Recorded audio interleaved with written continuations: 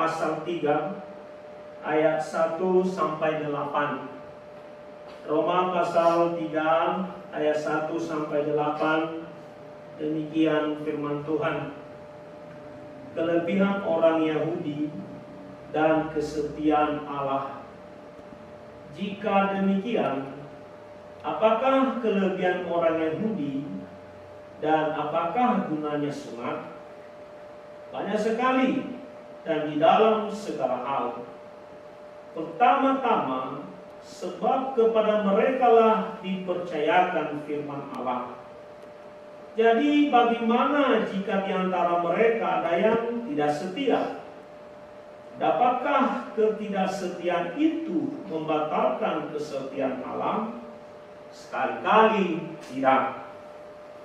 Sebaliknya, Allah adalah benar dan semua manusia pembohong, seperti ada tertulis, supaya engkau ternyata benar dalam segala firman-Mu dan menang jika engkau dihakimi.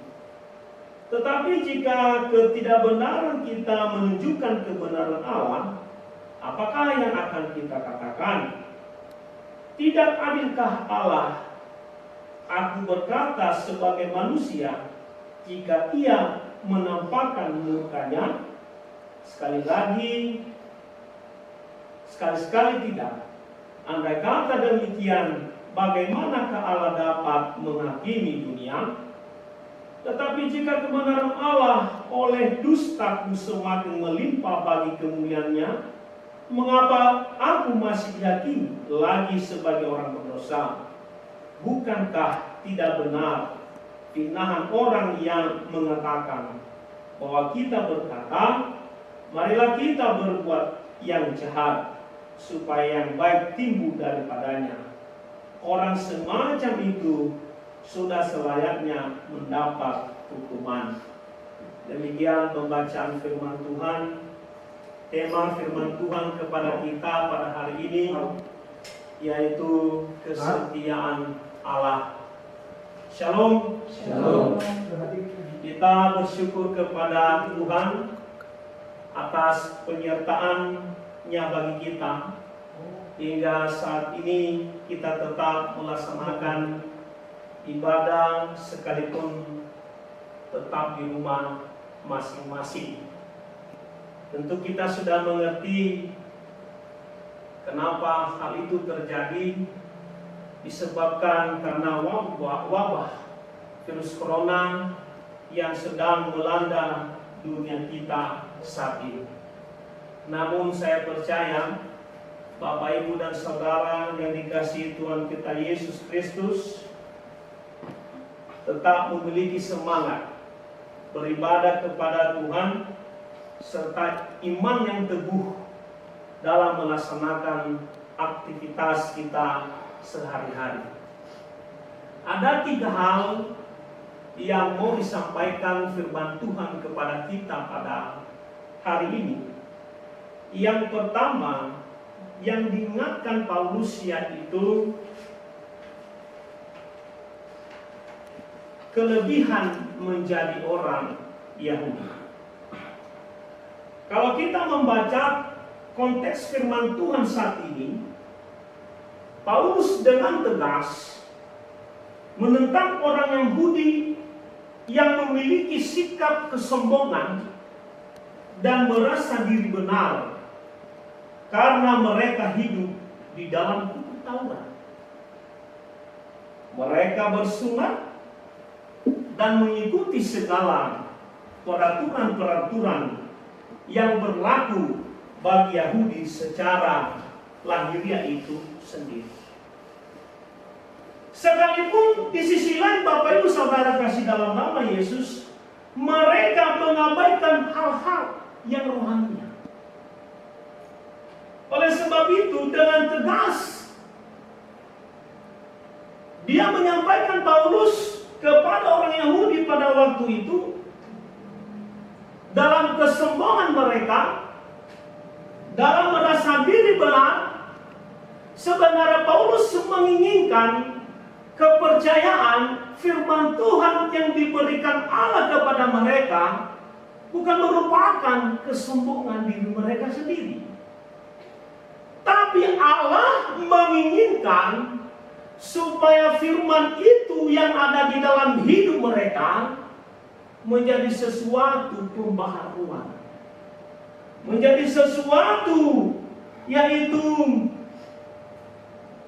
pembaruan sikap, pembaruan hidup yang saling mengasihi dan tidak membedakan satu sama lain.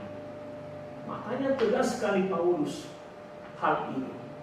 Nah, Bapak Ibu Saudara kasih dalam nama Tuhan Yesus Kristus, ini juga merupakan pertanyaan bagi kita pada saat orang Kristen.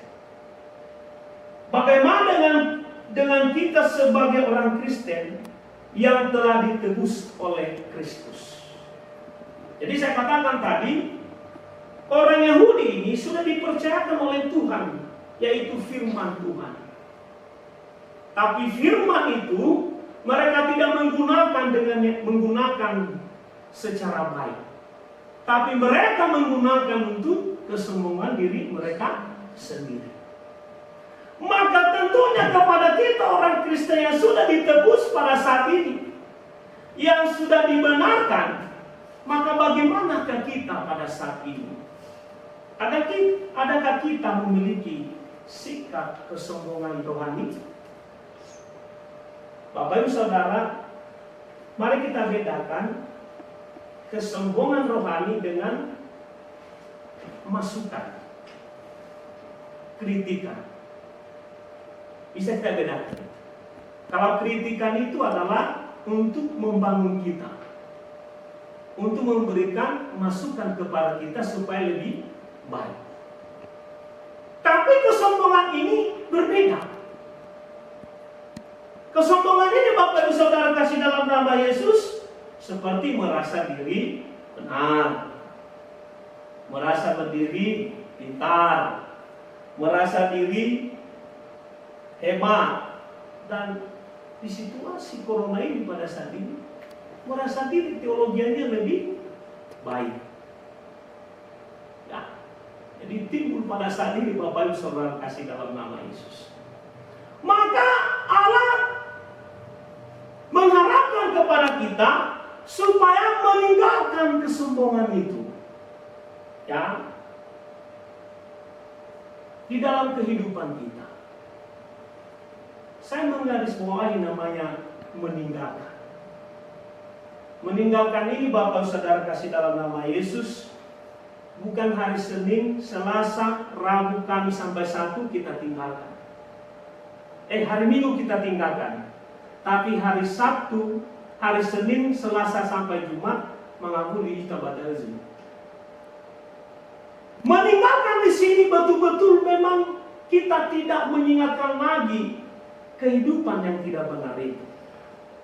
Ibarat saya berikan contoh, batu ketika kita campakkan atau kita tenggelamkan di sungai, kita tenggelamkan di laut, maka batu itu tidak pernah kembali lagi. Jadi bukan kita lempar ke dalam laut setengah muncul lagi.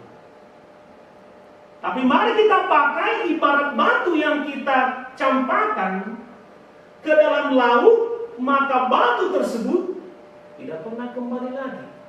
Biar nanti sedikit badai digeser-geser maifu, tapi lumayan. Ai goncang me belum goncang famati. Itu konsep meninggalkan. Nah, Yesus mengharapkan kepada kita supaya kita meninggalkan, dan Dia mengajak kita, marilah kita hidup seturut dengan firman-Nya. Saya garis bawahi lagi. Hidup seturut firman.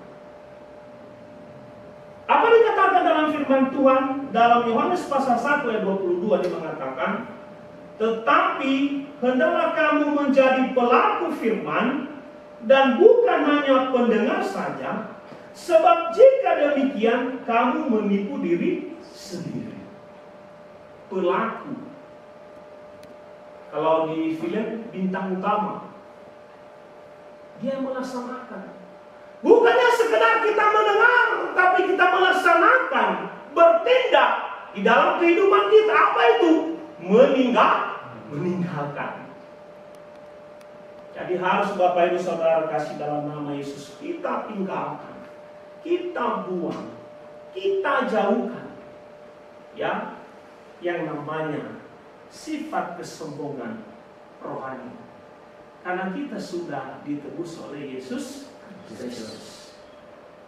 Mari kita memelihara, mari kita menggunakan kasih Tuhan itu untuk kemuliaan bagi Tuhan Yesus.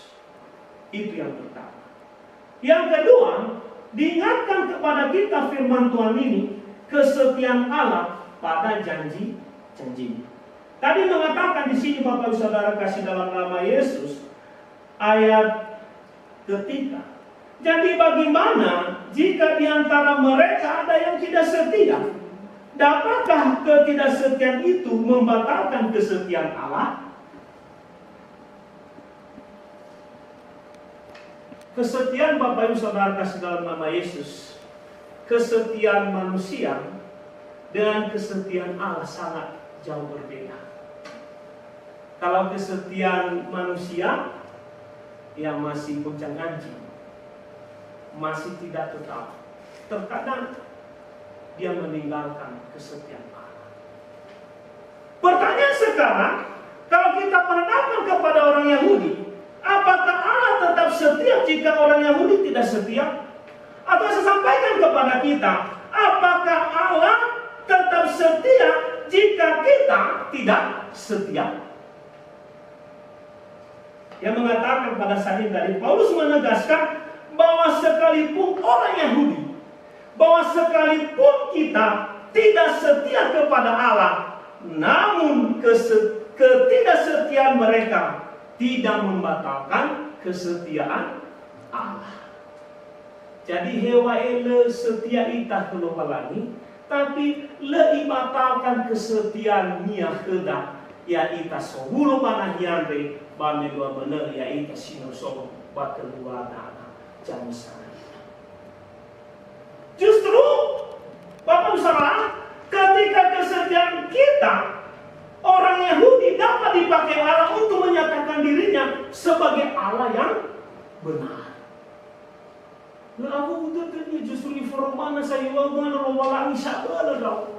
Hewan setia dihebu tapi tetap uformae. Lalu walangi sebuah bahasa ketetu dautan fena ya umat yang saya kasih. Bapak Ibu Saudara kasih dalam nama Tuhan Yesus Kristus, tidak pernah berkesudahan kasih Tuhan, biarpun manusia sering meninggalkan Tuhan. Namun Allah tetap sabar dan tetap melakukan dan berbuat baik pada umatnya. Tentu Bapak Ibu Saudara kasih dalam nama Yesus, ketidaksetiaan kita kepada Tuhan, maka kita merasa berdosa. Kita merasa lemah. Oleh sebab itu Bapak Ibu Saudara kasih dalam nama Yesus, bahkan di situasi COVID-19 ini, kita bisa mengatakan, adakah Tuhan yang masih mengampuni? Mengatakan Bapak Ibu Saudara kasih dalam nama Yesus, biarpun kita berdosa, biarpun kita tidak setia kepada Allah, tapi Dia masih mengampuni kita dengan persyaratan, yaitu kita lihat dalam firman Tuhan dalam Yohanes pasal 1 ayat 9, dia mengatakan, jika kita mengaku dosa kita, maka Ia adalah setia dan adil, sehingga Ia akan mengampuni segala dosa kita dan menyucikan kita dari segala kejahatan. Dia mengampuni dosa kita, Dia memaafkan dalam kelemahan kita, tapi ada persyaratan, yaitu menyadari segala dosa-dosa kita dan mengaku dosa kita tersebut. Saya tertarik dengan, saya menggarisbawahi dengan pengakuan. Pengakuan ini bukannya sekedar di bibir saja. Pengakuan ini bukannya sekedar untuk menghibur suasana keluarga, menghibur suasana yang istri atau suami kita. Tapi pengakuan ini memang betul-betul kita mengakui dan meninggalkan segala dosa tersebut. Jaminannya Bapak Ibu Saudara kasih dalam nama Yesus Kristus, Ia setia dan adil, dan Ia mengampuni segala dosa kita. Luar biasa Bapak Ibu Saudara kasih dalam nama Yesus.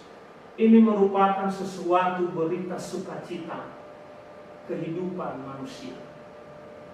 Biarpun kita tidak setia, biarpun kita selalu berbuat dosa, tapi Allah selalu membuka hatinya untuk mengampuni kita. Oleh sebab itu, jangan kita sia-siakan pengampunan Tuhan.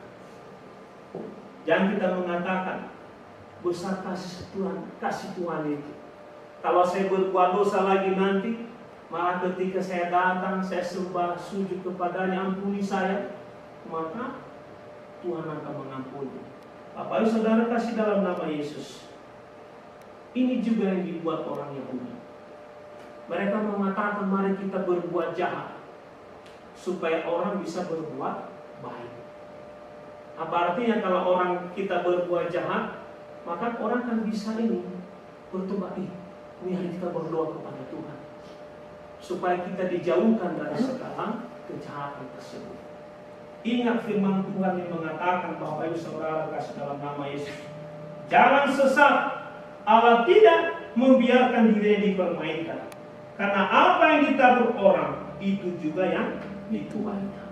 Artinya, jangan kita sia-siakan kasih Allah itu. Kalau kita mempergunakan lagi untuk hidup dalam dosa, mempergunakan untuk kesenangan kita, maka Allah tidak boleh dipermainkan. Kita akan menabur Bapak Ibu Saudara kasih dalam nama Yesus. Oleh karena itu firman Tuhan mengajak kita supaya kita melakukan yang baik, ya, yang terbaik, sehingga kita juga nanti menabur yang baik. Biarpun di samping itu kita mempunyai kelemahan dan kekurangan, tapi ketika kita datang di hadapan Tuhan, Tuhan akan menyempurnakan kelemahan dan kekurangan kita tersebut. Bapak Ibu Saudara kasih dalam nama Tuhan Yesus, di situasi saat ini jangan kita khawatir, jangan kita bimbang, tetap kita berharap kepada Tuhan. Mari kita tetap merendahkan diri di hadapan Tuhan dan menyadari segala kelemahan kita, kesalahan kita, di mana kita sering kali tidak setia dan jauh dari kebenaran firman Tuhan. Sekali lagi, mari kita bersyukur karena memiliki Allah yang selalu setia kepada kita. Amin. Firman Tuhan sebagai hafalan kepada kita pada hari ini yang terambil dari Bilangan pasal 14 ayat 18a. Tuhan itu berpanjang sabar dan kasih setianya berlimpah-limpah. Kiranya Tuhan memberkati kita semua. Amin. Kita berdoa.